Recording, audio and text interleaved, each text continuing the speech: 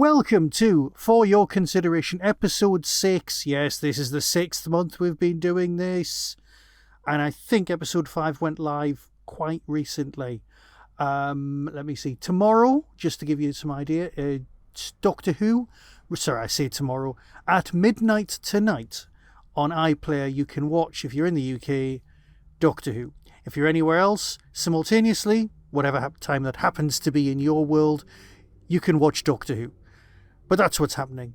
But tonight, me and my good friend Luke are talking about Star Cops. Yes, it's back to the 80s as we chat about something that Luke's never seen before. That's right, isn't it? That is right. And I guess, as far as Doctor Who goes, by the time this goes out, half the series will be gone. That's true. In fact, but more than that, because they're starting with 2 episodes, aren't they? Yeah, they're doing that Disney Plus thing where they do 2 episodes just to annoy everyone. Because you go, no, it's meant to be weekly. Sorry, I'm saving that for my reviews. My rants can wait. Yes. Okay. And I was telling you before that I haven't even watched the Christmas special yet. This is us. This is us. We used to be such good fans. And it's gone. Sorry, you were talking about why. Why have you not seen Christmas? I don't know. I find it very difficult to put my finger on it, but I find very little enthusiasm for the current incarnation of the show. That's no reflection on Ncuti Gatwa, because I enjoyed the brief beginning of his that I saw at the end of David Tennant's last episode. But I don't have a lot of free time. I don't always spend it watching stuff. I've been trying to get back into more board gaming, which I would. This time last week I was board gaming, you know. And so when it comes to kind of carving out time for stuff that my wife doesn't want to watch, Doctor Who hasn't been very high up that list. And I've been focusing on the kind of stuff that we're doing for this podcast, of which more at the end when I choose next times. Yes. So yeah, and obviously this week, Star Cops, which I was aware of as a thing, in terms of it having been a late 80s thing, a 1-season thing, behind the scenes, all was not well as far as I'm aware. It didn't get renewed. It's one of those many Doctor Who adjacent projects that I feel that I should have got around to. That's a nice way of putting it, yeah. And I never have, and so you picked it. And you picked the final episode. I did, and I must admit, thinking when I was watching it, I was thinking, should I have chosen the last one? And I'm thinking, I mean, there's a reason for that, and I'll discuss it in a minute. But should I have chosen that, or should I have chosen something a bit sort of maybe 6 or 7 in? Because that would have given like we did with that Paradox. We didn't choose the beginning of the end. We chose something, but once it was established. Yeah. But that was part of my thinking as well when I went, it kind of got established at this point. It finally found its legs at the end. So, but again, that's part of the big discussion for today. We'll get to discussing the episode proper. So, but tell me, Michael, so you would have been a teenager when Star Cops was on? When is this? 87? 87? Well, 72, so 15, yeah. Yeah. And you watched it first time round? Oh, yeah. Yeah, it was sci-fi. It was on the BBC. I was going to watch it. Okay. And also, it was kind of a police drama. And we did police dramas in our house. We did. I mean, let's face it. We did everything from the Kojak, Streets of San Francisco, Juliet Bravo. You know, those things were on. Was the bill out at this point? I think this was when the bill was either starting or had been on. And it was hour-long specials. Because the bill was never a soap at the beginning. The bill was a gritty police drama. We'd watch The Gentle Touch. We'd watch like The Avengers and things like that. But we'd also watch the slightly more gritty your CI5s and I am just heading towards a lot of ITV cop dramas there. I am. I'm just listing them without realizing. But yeah, so cop dramas were a thing in our house. We'd watch them. So, you know, police procedural, as I was unaware of the phrase at that point, it was definitely something in our heads. We were aware of it. We'd see the Sweeney. Did you watch this as a whole family then? I have no recollection of watching this with anyone else. Okay. At all. I think it was just me on the portable TV in my bedroom. Right. Yeah. So the although your family were into cop shows, the sci-fi put them off. I think it was more a case of it was a cop show and it was a sci-fi show and it was on, so I'd be watching it. Right. And by this point, I liked watching stuff without people talking. And as everyone who's ever visited my family realizes, you can't watch something in my house without a commentary. It's like an episode of Gogglebox. Right. If you're at my parents' house, you will get a review, a comment, a running commentary in many cases on exactly what's happening. Also questions about who was in something. You would have been in your element. And going, oh, weren't they in such and such? But it becomes more and more obscure. It was Right. like, no, they were in Crown Court. I didn't watch Crown Court. Well, they were in that. Were they? And then years later, I would discover everyone was in Crown Court. And it was just easy to say that. Yeah. It was like that. And that was kind of, I think around this age, I was just spending a lot of time by myself, really. Right. I'd watch, I'd read. I'm pretty sure I just had lots of old sci-fi I was working my way through. And that's, I was a fairly solitary teenager, king of the geeks. And to become king of the geeks, you need to do your research. So that's what I was doing. Yeah. Cool. So I watched it by myself, and that's fine. Yeah. And is this a show that you've revisited much? I bought it on intervening years. I bought it on VHS when it came out. Right. Although I might have bought it in the sale. I think I've got a memory of buying it in the sale from possibly the Virgin Megastore, but I definitely bought it on DVD. I think from Our Price, which was. That dates it. It certainly does. And I've never told you my Our Price Rolf Harris story, and that can wait for another time. Can it? I mean, well, if you want, it's very short. No, actually, it's quite questionable. Okay. Yes, in fact, I've just realised the punchline. It's very questionable. Moving on. Basically, the upshot of the story, the sideline of the story is I now have a signed Rolf Harris didgeridoo that I really need to get rid of at some point. Moving on. Please God, moving on. Yes. So, I bought that about the same time I was buying Twin Peaks, I think, from Our Price as well. I used to go in every month and buy those. So, owned it on DVD. It was one of those things you would just kind of put on in the background while you were doing something else, because there wasn't any actual TV on that you wanted to watch. So it was like on there. But on first watch, it is police procedural in space. And if anybody out there is interested in this, go on YouTube and Google The Cult of Star Cops. It's a BBC 4 half-hour documentary. It's got interviews with the cast.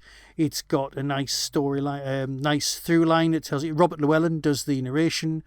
It talks about what happened, how it came into being, about people's careers before, after, and during, about everyone kind of getting along, and some people not. It's that kind of it's a general nice making of. There's no surprises or anything like that. But you find out that there was meant to be 10 episodes instead of the 9. You also find out that kind of thing, and also how much the cast really genuinely liked it. You can see why Big Finish have gone on to make it, because the cast loved doing it and it just worked. Are they all still alive? No, one of them is dead. But there was somebody who wasn't in this episode that you've watched. Oh, yeah, so I briefly read about it. I read the Wikipedia page, and so obviously the 10th episode was hit by a strike. Yeah, well... Which wasn't actually the last episode. 9 and 10. Yeah, it was going to be the penultimate episode, and... Yeah. Yes. So this was always intended to be the last episode, the one we watched. And then I'm pretty sure, because of the last line. I read that the second in command, who gets referred to in this episode, got chicken pox, and so they had to write him out. Yes. Now, according to my extensive, and I'm holding up one tiny piece of paper, notes on the cast, he died in 1999. Okay. What? So was he an older guy, or was it a premature death? Okay. No, pretty premature by the looks of things. I mean, you might want to Google him, but he was the token American. Okay. To try and make it more multinational. Now you say that, which didn't come across that much in this episode. But now you earlier say episodes, that, it kind of makes sense. Given that the guy who's running the base is Russian. Yeah. And then you've got, obviously, Spring's got a British flag on him, and the Aussie lass, whose name I've already forgotten, has got the Kenzie. Australian, and you've got the Japanese representation. So it didn't occur to me at the time, probably because I was like, well, this is a British show, you know, but it makes sense that there would have been an American on the base. Oh, yeah. And earlier on, you've got stuff like the Ronald Reagan Space Station, which spins at a velocity, so they have mock gravity at the end of the limbs. Right. So as they walk up further along, they get gravity, so they've actually got a pool table in orbit at one point because they're just showing off. But so the Americans are out there. There's a lot of really genuinely nice stuff, and like Red Dwarf, there's just no aliens. That's not what this is about. Which, admittedly, according, on this cult of Star Cops, they do say, well, that just wound up the Star Trek, the sci-fi fans, because they were like, well, where's the aliens? And it was like, well, no, it's proper sci-fi. It's not science fantasy, it's science fiction. Let's go with it. Now, the thing I've not seen, which I really wanted to see before tonight, was Moonbase, which again is a Doctor Who adjacent thing. Oh, Moonbase 3, yeah. Which I've never seen. Have you seen Moonbase 3? I've never seen it. Everything I've heard about it suggests that it's quite dull.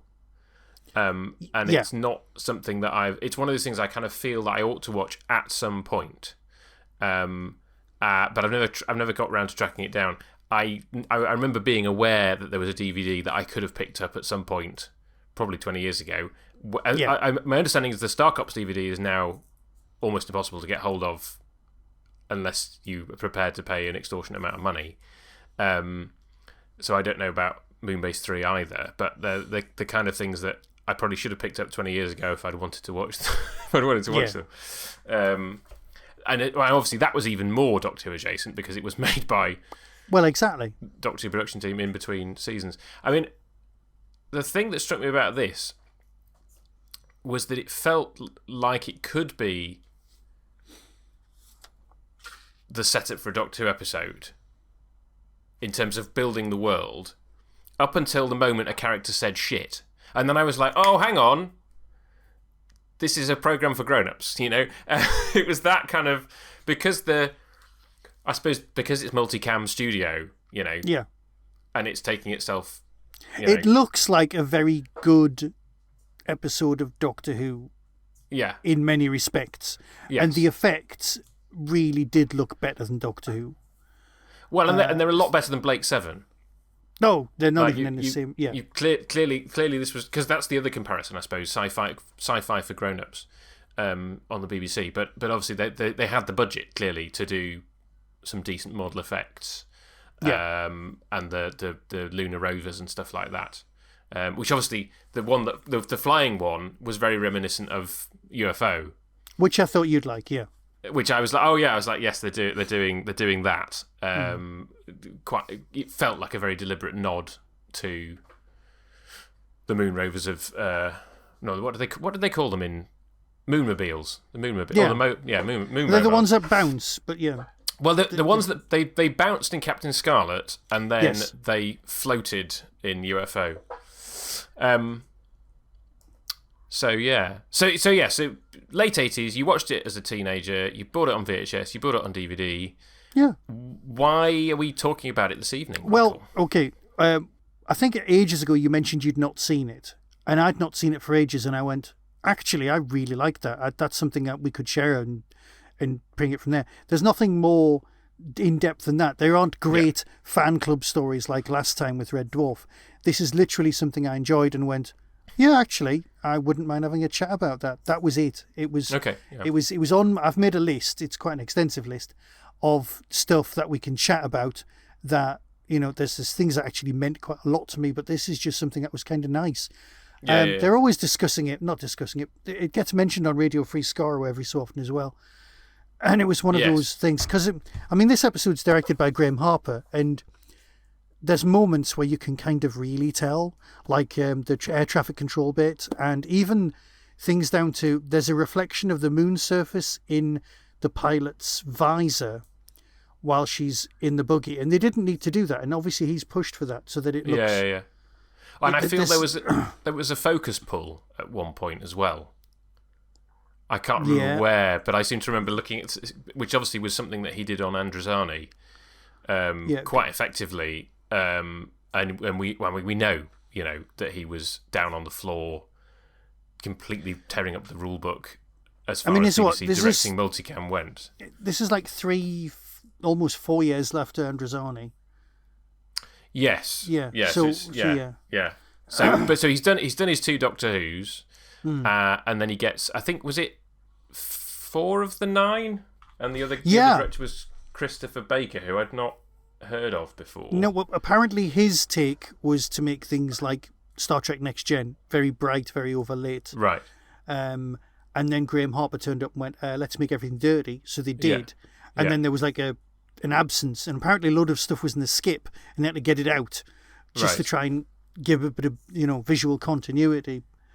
I think the Harper look of space feels a bit more like Outland, feels a bit more grubby like Alien, and it just feels a bit more real in the sense of being used. So yeah, that's... Yes, I mean, it felt like a very believable world that we were being thrown into. Oh yeah, without question. Yeah. So why? So you've alluded to it already, but why did you pick this episode? Oh right. I liked the plot. That was it. Okay. I actually remembered it. I remembered this one and Case Not to Be Opened for, is it 1,000,000 years or something? They have got some cracking titles, by the way, these episodes. There's like conversations with the dead. They have got some great titles, which I'm very, very happy with.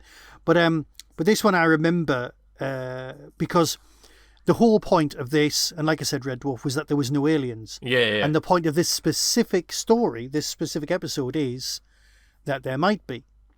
Yes. And everyone is very kind of matter of fact and quite British about the whole thing, going, "Oh, I don't think so." Yeah. And it's weird because you think in the 50s, oh yeah, there must have been flying saucers. And you think in the future we'll have made contact. But then you think right now it's not very likely. And that we're always in right now. Yeah. So it's like watching an episode of Doctor Who. I don't enjoy the actual act of watching an episode of Doctor Who. I like having watched one. I don't even particularly look forward to watching one in the future. It's disappointment. And as a society, I think we feel like that about aliens as well. It's like, yeah, once we've met them, it'll be fine and we'll adapt to it. Or if we'd already met them, it'll be fine.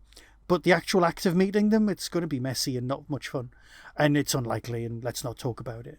So perhaps that's it. I don't know. But I did like that the whole point of this was it's ordinary, proper, mundane sci-fi. Yeah. And it happens to have this alien plot, which is what I liked. Yes. So that was why I brought this one, yeah. I suppose... Well, so I guess I struggled to follow the plot at points. Okay. And it felt like one of those ones where I was like, I'm gonna have to go back and watch this again. And it also felt that there were like moments where the plot advanced in a conversation between two of the cops, where they were like, "So this happened off screen." Ah, yeah. So my wife and I have been watching a lot of New Tricks recently. Yeah, which we've both seen bits of before. And that, I suppose that's very... I've never had a problem following the plot. That always seems very clear, and in terms of like, this happens and this happens, and then they deduce this, and it all seems very clear. And this to me felt a little bit muddled. And I don't know whether it's just because I was tired, maybe it's one of those... I get the overarching thing. There was a con going on, basically. But how all the different parts fitted into it, and the sort of the conversations with...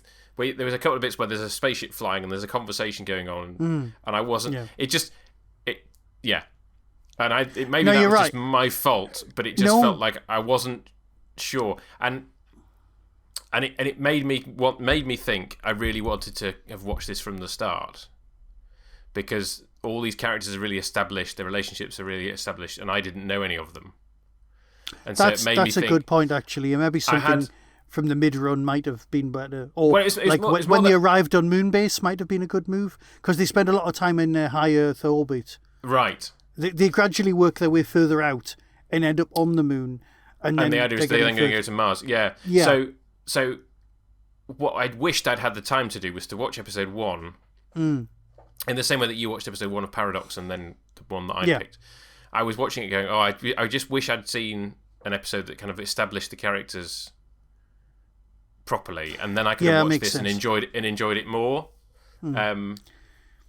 Because Trevor Cooper's character is vile for most of it, and at the beginning he's really awful. Right. Okay. The actual act of getting him into space and off Earth is his redemption. Right. Because he's just a terrible policeman, but he gets the job done. Yes. Which is how come he's there. He's very. There was the scene of him kind of threatening to dump the guys on the moon's surface, and they're like, "You're bluffing," and I was just like, I don't know if he is bluffing. Well, that's because it. I was like, I don't know the character well enough to know, like, is he bluffing? Is he not bluffing? Like, how are these cops supposed to be kind of like doing things by the book? Is it a bit like, they're a bit dodgy? It's a bit further out. That's it. I mean, you know that Nathan is very by the book, right? But he's also a realist, and he's quite a complex character. He's very well done, and I don't know if ever you'll go back and watch it, but in the first episode, there's a reason he ends up out in space. Right. Okay. But he's solving the murder of someone quite close to him, and it's nice. It's a very nicely constructed piece. A lot of it takes place on Earth. Now, the issue with Davis as a character is that he was vile, and although because Big Finish have brought the whole series back, and I've been listening to those because Andrew Smith does the. It's like the show friend of the show, Andrew Smith. Indeed, but he's doing that, and he's done a gorgeous job because he's ex-Blue Guard, and he knows his stuff on the police procedural, and he always keeps everyone back online in that. What they've had to do is they've had to get a lot more new cast in. So you've got your original 3, you've got your David Calder, your Linda Newton, and your Trevor Cooper. Those 3 people made it across. Right. A lot of people are no longer with us in the sense of the bloke who runs the moon base and things like that. And but we've got a lot of other people turned up from different places around the world. It's truly international now. Right. Okay. And what they've had to do is reinvent Davis as a nicer person, because he was racist. He was incredibly sexist. Right. He was a dinosaur then. I mean, this whole series is set in 2027. Yeah. And that's, if anything, if you watch the whole series, that's what's aged the worst. Right. Okay. There's lines where he plays Hide the Sausage, and you kind of cringe a bit when you're watching it back and move on. But he's a cringeworthy character in the TV series. Yeah. He's a lot more lovable and driven, and a bit more broken in the audio, and Trevor Cooper does a lovely job of playing it, but he's such a great actor, it's fine. So they've had to develop that one along there, and it got when we were reviewing this, I think you're very right about the construction of the narrative.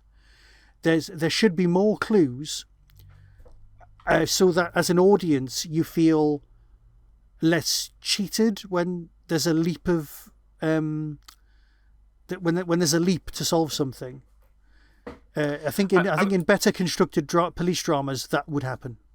I think the other thing was that it also felt very obvious to me from the off who the bad guy was. Well, yeah, he didn't meet any of the police at any time, so there was no way for them to have got him or worked out what was happening. Yeah, but it felt, I don't know whether it was the direction, whether it was the.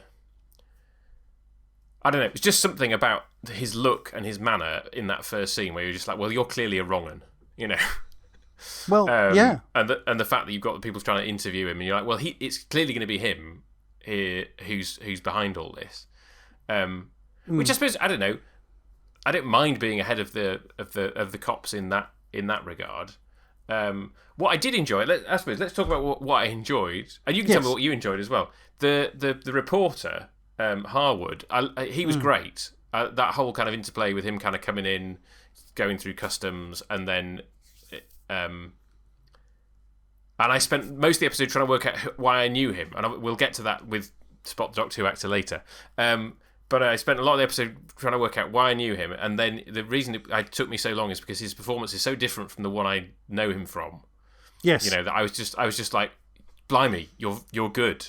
I've only just twigged as well this second because you said that. So yeah, right. And so it was like, oh, okay, you're a very good actor because you've created a completely different character than the one that I know you as.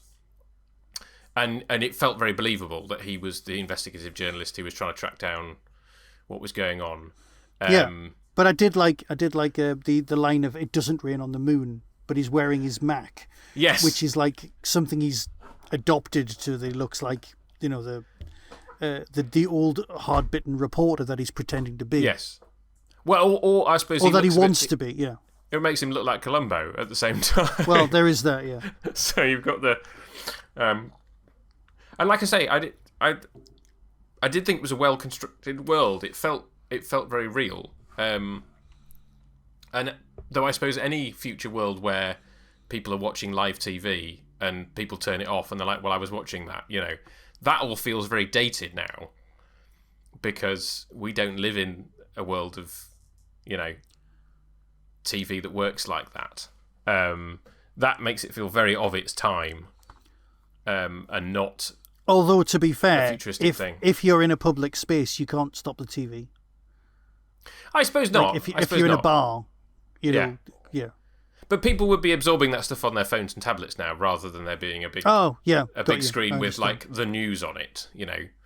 It would all be like, well, I'm just what's the latest news? Oh, okay, with this tablet thing's turned up. Well, the Martian thing's whatever it is. The thing that isn't in this that is important to the whole run is Box. Box is hardly in this. He's basically and he's a gift from Nathan's dad, who's a fairly distant man and a computer programmer, and basically he's Aurak. Right. Okay. He can do the thing where he can hack into other computers. He's better and more complicated than other personal organisers that other people have got. Right. Okay. But he's also got Nathan's voice, which means for Big Finish they don't have to pay 2 actors. But Box is next level artificial intelligence. Yeah. But there's also things that are very real for now. Like in episode 1, they've got an artificial intelligence reading the news. Right. And the artificial intelligence makes mistakes with pronunciation. And Nathan's listening to the news and he's going, and he says the real word the way it's actually supposed to be said. Yeah. And you're like, well, that happens now. That is exactly what happens when you hear those stupid artificial voices narrating stuff. And you're like, just read. Remember that you could read. You were taught it at school. Just read it out loud. But yeah. So there's moments like that. But Box, for me, is the unsung secret ultimate character of the whole thing. Right. And he is largely ignored because he's just a tool. He's used to film the room, record stuff, which we wouldn't even think twice about now. We'd get your phone out and just go, I'll just film this. There you go, done. Oh, but the implication of that scene was that Box was to me it felt like Box was doing a 3D scan at that point.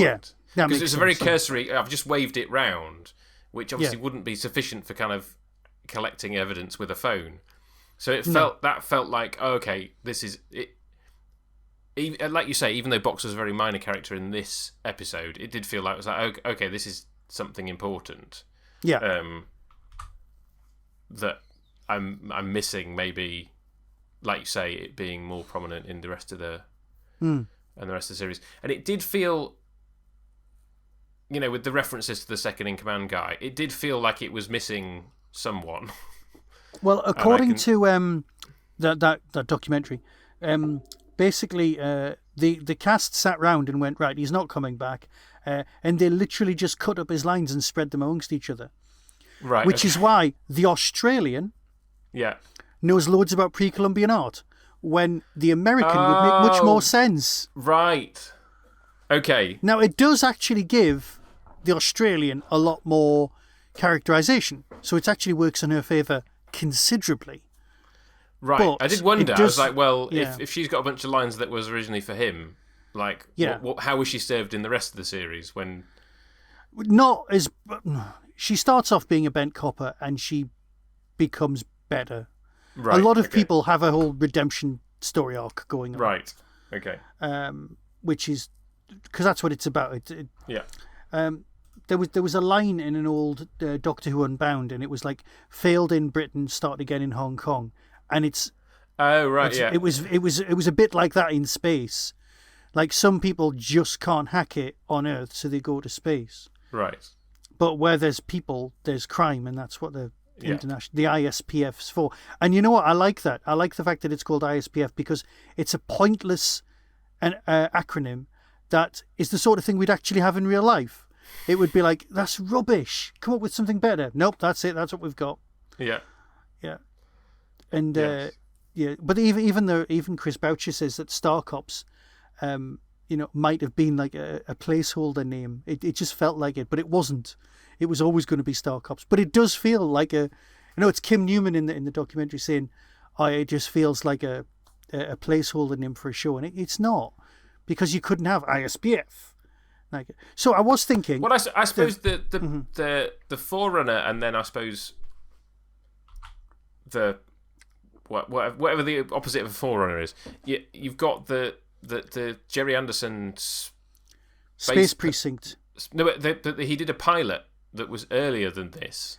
Yes, that's exactly what I was going to ask you about. Was it called Space Police? Probably, yeah. I've got the pilot somewhere. I've still never got around to seeing it. I think you sent it to me, but I've still never got around to seeing it. So you've got Shane Rimmer as the main cop. And then obviously... yeah. And I have a feeling that was mid-80s. And then obviously Space Precinct comes along as the sort of actual implementation of that as a series in the early 90s. Which I've never seen. I've never seen Space Precinct. You've not seen Space Precinct? No, I haven't seen Space Precinct. Precinct. I did watch that. Now, that was the first simultaneous Sky and BBC production. The money came from both sources for that. Yes, and it I was remember the first this, time that... Yeah. Yeah, I remember this whole... Because it was shown on Sky initially, wasn't it? And then for some reason, I completely missed when it came to terrestrial TV. I think it was shown when Star Trek wasn't shown. A sort of BBC 2, 6 o'clock, mid-season break thing. But that's much more... We're further out into the universe. There's aliens and everything. It's a completely different... Well, that's it. They're the setup, comparable isn't it? things. It's a similar time. And I was thinking, what other sci-fi cop things are there? And you've got RoboCop, which is a similar time-ish, a couple of years later. I think RoboCop was possibly the same 88? year. Well, maybe yeah. the year after, I don't know. Yeah. So that's movie. But then you've also got, in popular British culture, you've got Judge Dredd, which is sci-fi police. Yeah. But it's fairly limited, really. That's all I was thinking of, apart from and then the Anderson thing. Unless I've missed something obvious. You've got Crime Traveller, which I keep threatening. Which you keep threatening with me. Well, we're not going to... It will Not happen. yet. It's on my list. Not yet, though. I'm not going to do it next. And then I suppose you've got Life on Mars much later. But again, that's less... The sci-fi in that is a very different kettle of fish. It really it's is. not... Yeah. So then... I suppose from the Doctor Who point of view, the most comparable thing from a Doctor Who point of view, I'd say, would be Frontier in Space. Before it, yeah. And then afterwards, I would because say... you've got the whole, like, prison on the moon thing. Yeah. And and it feels political and, and obviously there are aliens in it. But that I suppose it's the kind of space opera aspect, isn't it? And I suppose the Space Pirates before that, which is, again, you've got law enforcement in space. And now you've got the Jadoon.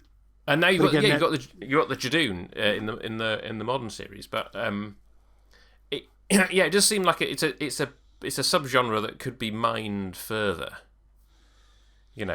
Well, yeah, but it is implied that it wasn't sci-fi enough for the sci-fi fans, and it wasn't and it wasn't cop enough for the police drama fans, because they were like, well, it's in space. So it fell between two stools, essentially. Yeah, they were saying that that was its problem. That's why it wasn't recommissioned for another series.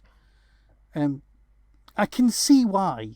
But it doesn't feel right. I suppose they could have knocked back on some of the swearing, because it's like they did with Torchwood. It's like, how do we make this for adults? We'll have swearing, and we'll have some implied sex. And you're like, no, you could have hard-hitting storylines. No, let's just go with the swearing. I was going to say there was no implied sex in this episode. No. Is there that in other episodes? There's. Well, yeah, but it's not Torchwood. Let's put it that way. I mean, it's still a PG, right? The whole series. Oh God, I think, yeah. No, it's not. But it's not Torchwood by any stretch of the imagination. No. And like I say, the moment where I was like, oh, hang on, was we got one. I think it was just one swear word in the whole. Well, yeah, episode. Yeah. But it was that moment that kind of went, oh, yeah, this is for grown-ups. Yeah, well, it was like when I was very little, the sweariest program on the telly was The Sweeney, which reinvented itself as Life on Mars in a sense. Yes. But you would get people swearing, and it was like, I was a very, very insular person and as a sheltered child, and I was like, good Lord, what does that word mean? It must be a swear word, because it was like that. But we got to see The Sweeney, and anyway, leave it there, please. Right, so it was okay. So narratively, when I watched it back, I was a little bit disappointed because, like you said, there weren't the breadcrumbs that are in front of you that you expect from drama, so that you can sit back and go, I've solved that. But that's more the realm of the cozy crime genre. Where you go, oh, why didn't I realise that it was the young, good-looking man? Because it's an Agatha Christie, and every murderer is the young, good-looking man because she was cheated on when she was younger and she's taking out revenge, but nobody else has spotted that. That kind of thing. That's not always true. That's not always true. Often true. I suppose I didn't necessarily mind that. I think coming back to what I said at the start, I just found that the plot was a little tricky to follow.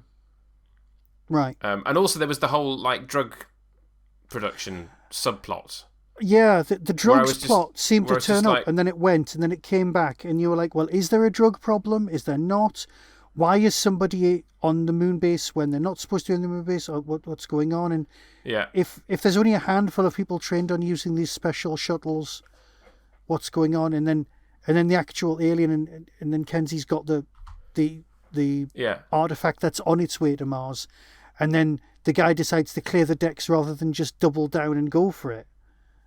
Yeah, see, so all those different details, I wasn't quite sure why the Mayan statue turned up where it did turn up, if that makes sense. It was planted by the bloke who worked at the museum.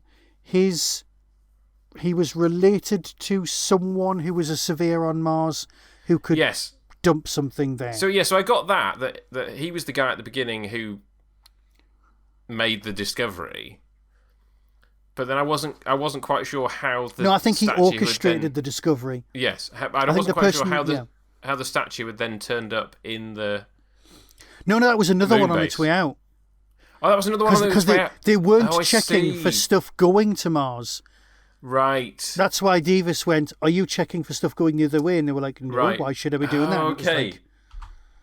So I hadn't realised that was a second one being sent to kind of corroborate this. Well, okay, that makes a lot more sense now. That makes a lot more sense. That's what I thought, but I could be very wrong. No, that makes a lot of sense because the whole point was that they'd already come back and landed on the moon with the help of the Russians. Yeah. And then the guy was like, I'm just going to kill everybody involved so that nobody. But so it all felt a little bit confused and it just needed a little bit more. It needed tightening up with the script. Yeah. It needed a script editor. So that was the problem. Chris Boucher was script editor on Blake 7, I think. Could be wrong. Yeah, he was. Obviously, somebody.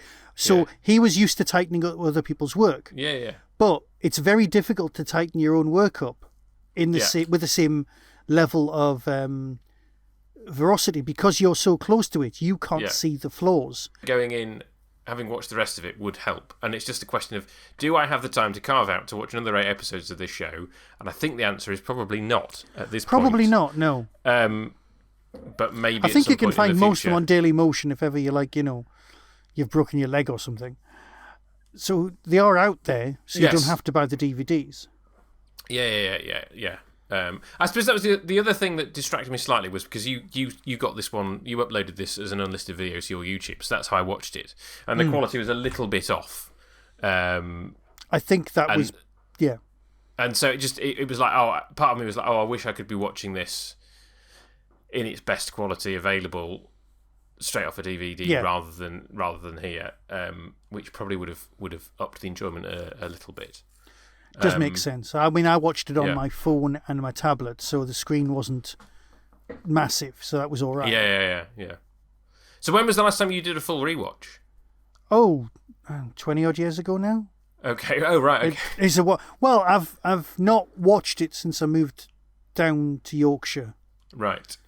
And maybe it's 19, 18 years, something like that. Yeah.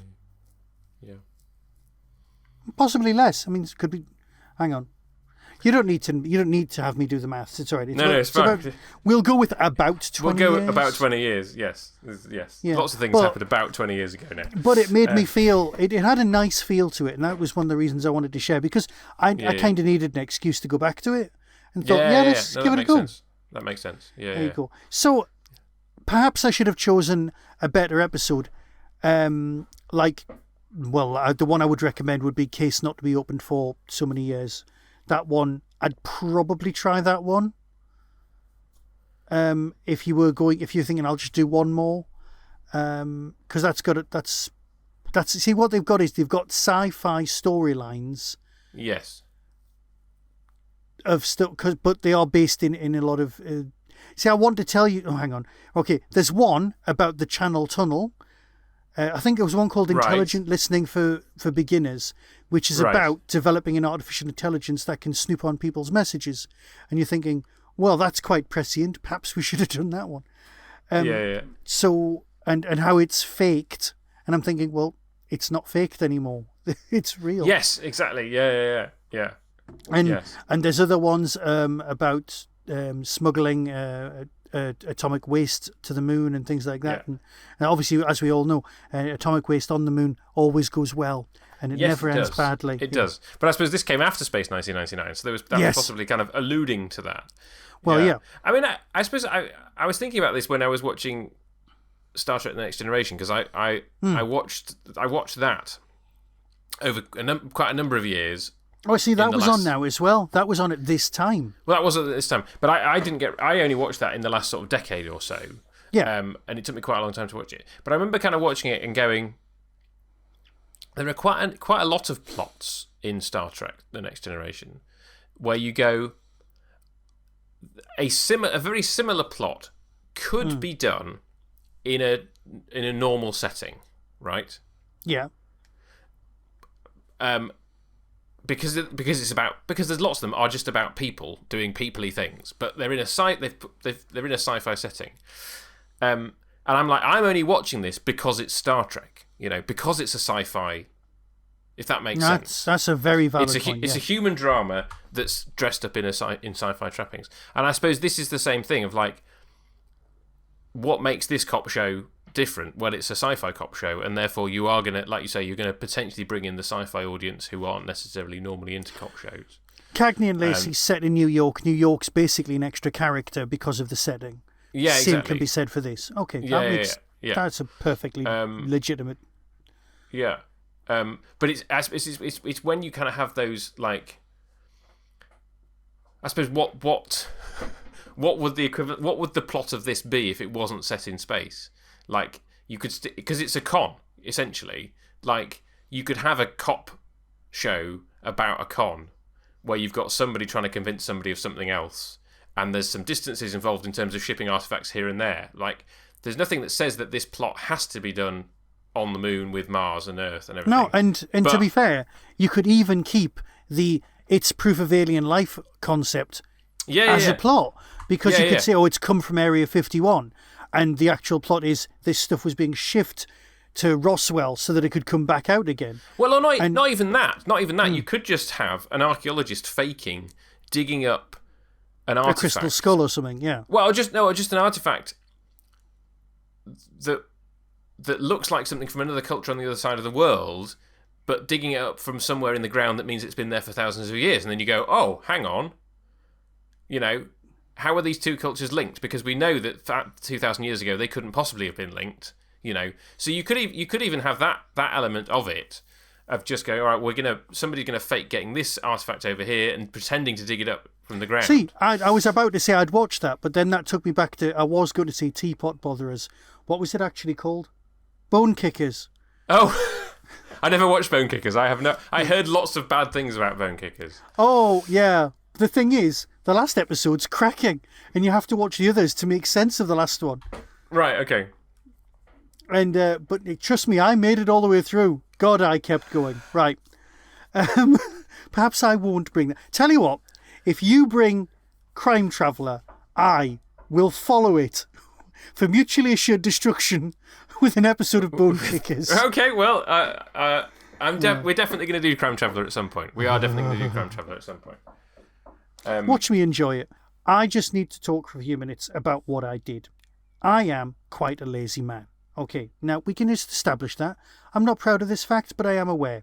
I'm also aware that trying to find out who was in something from Doctor Who is a bit of a pain in the arse. So, here's for my beautiful, gorgeous listeners what I actually did.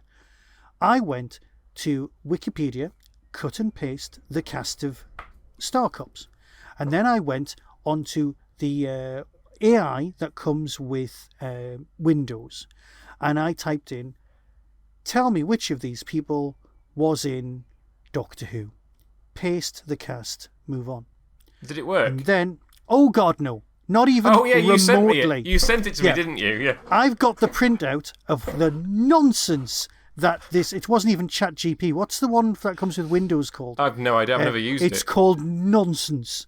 That's what it's called. So, according to this, David Calder, yes, he was in Doctor Who. He played Max Capricorn in the 2007 Christmas special Voyage of the Damned. This is nonsense. It was the bloke out of Rita, Sue and Bob 2 who was called George Costain, okay? Oh, he turned up in an episode of New Tricks the other day that I was watching, and I spent most of the episode going, why the flip do I recognise you? Because those eyes are very familiar. Yes. And then at the end I looked him up and I was like, oh, of course, that's why I recognise you. It's Max, yeah. Okay, so then it gets even more bizarre. Eric Ray Evans, who's the guy who died in 1999, who was playing the second in command, who isn't in this episode, apparently he was in A Good Man Goes to War and The Wedding of River Song, right? Playing Colonel Manton, right? Now, as a man who'd been dead for 12 years, that's quite impressive. That's quite impressive, thank you, AI. Okay, and then we come to Trevor Cooper, and now my brain's going, I know Trevor Cooper was in Doctor Who. Yes. Right? Because he was definitely in one of my favourite stories. It's good old Sixth Doctor. It's the Davros story. It's the one on Necrop. You know that one, right? Okay. Yeah. Right? So, and also, I know that Trevor Cooper is the uncle of Daisy May Cooper, and he's in the other thing that she... Anyway, so... I'm quite fond of him. He's also does Jago and Lightfoot for Big Finish, as well as Star Cops, right? Great actor. Watch anything with him in.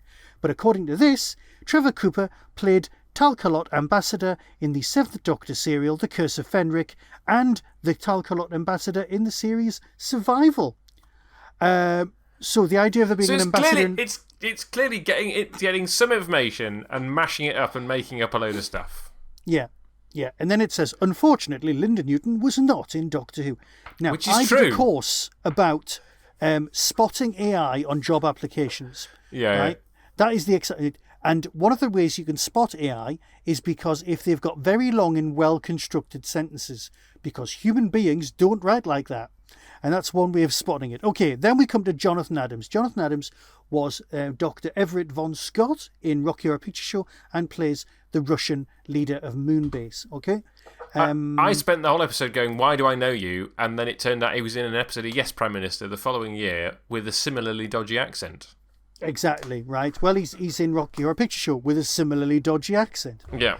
Clearly made a thing of it in his career. You've no idea how much I was about to burst into song. And I'm actually finding it quite difficult stopping myself. So, according to this, now we know Jonathan Adams was a proper movie star. He did a bit of TV when he felt like it, but not a lot. He never did Doctor Who. Jonathan Adams plays Rassilon, the legendary Time Lord founder in the 10th Doctor era, more notable appearance in his two-part finale, The End of Time, which was admittedly filmed after he was dead.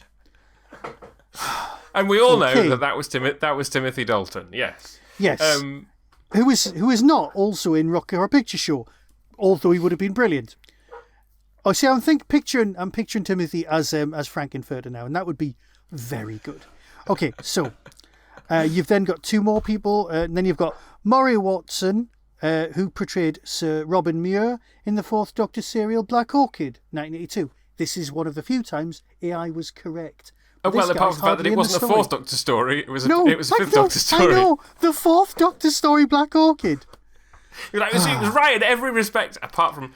And he wasn't in this episode, was he? He wasn't in this episode that we looked at anyway. He was not at all. Another episode of Star Cops. Okay, and then we've got Keith Varmer. There is no record of Keith Varmer being in Doctor Who. And then you've got Sean Webber. Now, Sean Webber played Harriet Jones's aide in several episodes, including The Aliens of London and The Christmas Invasion. Now, I took the liberty of actually going onto the internet and checking. Sean Webber was in EastEnders and the TV series Doctors, and has never been anywhere near Doctor Who.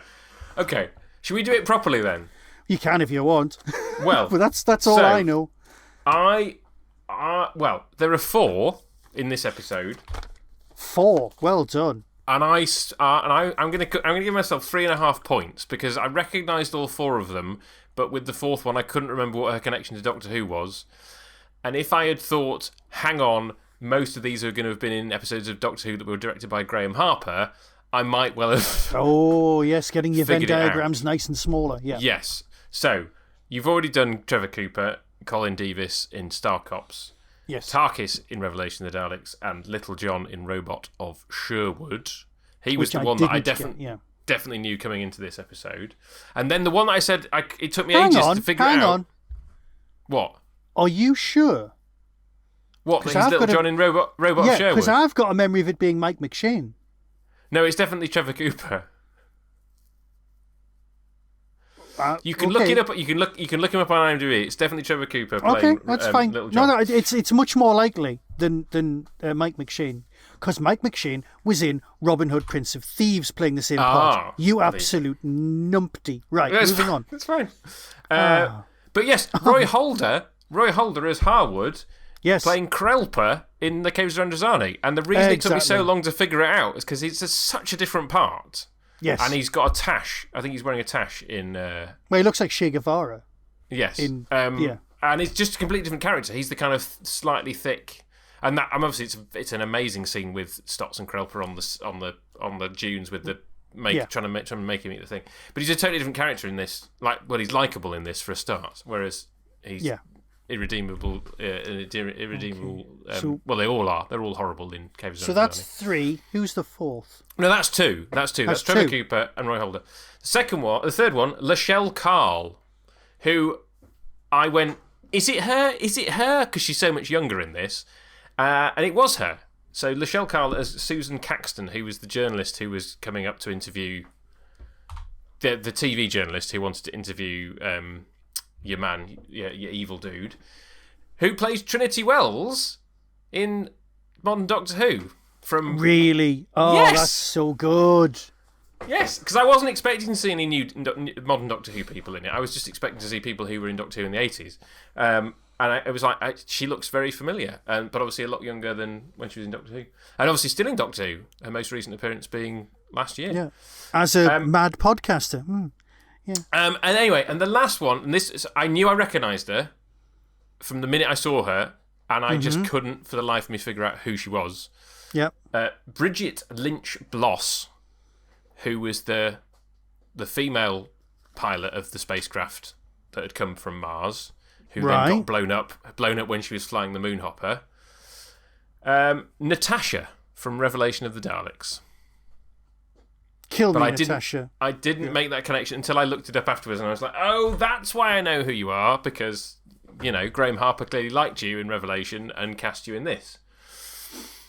So there's So two. there you go. Yeah. So Trevor Cooper from the regulars, and then Roy Holder, Lachelle Carl, and Bridget Lynch Bloss. Excellent. Absolutely excellent. All right. So we've done that. Before we leave, there's only one thing left for you to do, and that's to tell me what my homework is. Well, yeah. So, we messaged back and forth about how many things we've got on our list, and you said you've got like 26 things on a list. And I was like, wow. So I now have a list that's maybe like 10 or 12 things long.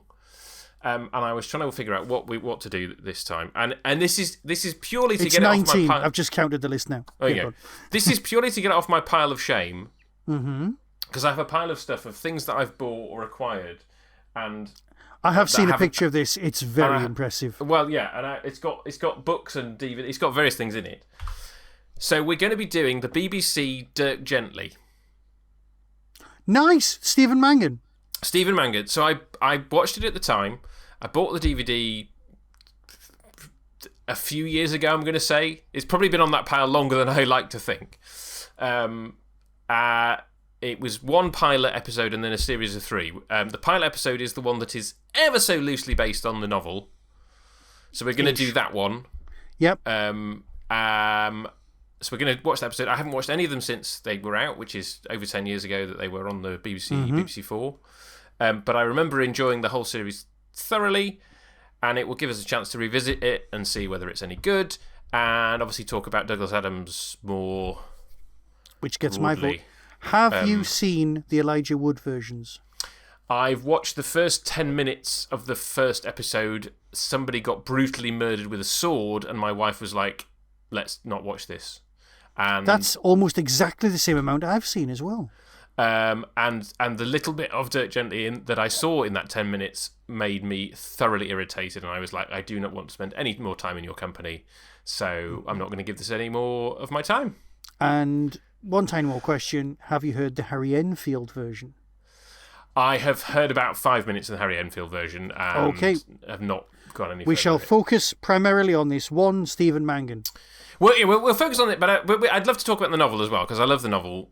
So we can't really talk about the adaptation without talking about the novel. I have a signed copy. Douglas Adams. Well, you can tell that story next time. Oh, yeah, because it's very embarrassing. Okay. Well, so... It's so embarrassing, I hid the memory. Oh, wow, okay. Yeah. Well, thank you, Michael, for bringing Stark Ops to my attention. I did mostly enjoy it. I'm not sure I'm going to get around to watching the rest of it, but maybe at some point in the future when I have a bit more time on my hands. But I will say goodbye and leave the sign-off, as ever, to your good self. Yes, well, as always, be seeing you.